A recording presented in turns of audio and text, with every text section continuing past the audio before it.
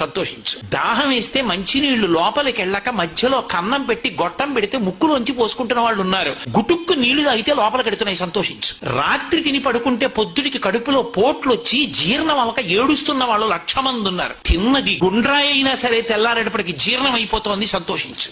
పడుకుంటే నిద్ర పట్టక చారుడు మాత్రలు వేసుకు పడుకుంటున్న వాళ్ళు ఉన్నారు. తలగడా మీద చెయ్యెట్టుకుని ఇలా పడుకుంటే నిద్ర పడుతోంది. పుస్తకం ఉంటే తప్ప మాట్లాడలేని వాళ్ళు ఉన్నారు. వేదిక ఎక్కి కూర్చుని మాట్లాడడం మొదలు పెడితే గంగా ప్రవాహంలో వస్తోంది, సంతోషించు ఈశ్వరుడి కారుణ్యానికి.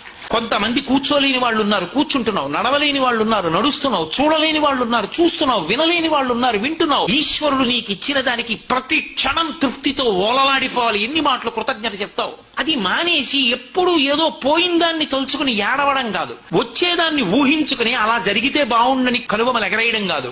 ఇప్పుడు ఇక్కడ నీకు ఈశ్వరుడు వర్తమానంలో ఏమిచ్చాడో దానితో తృప్తిగా ఉండడం అలవాటైతే వాణ్ణి మించిన భాగ్యవంతుడు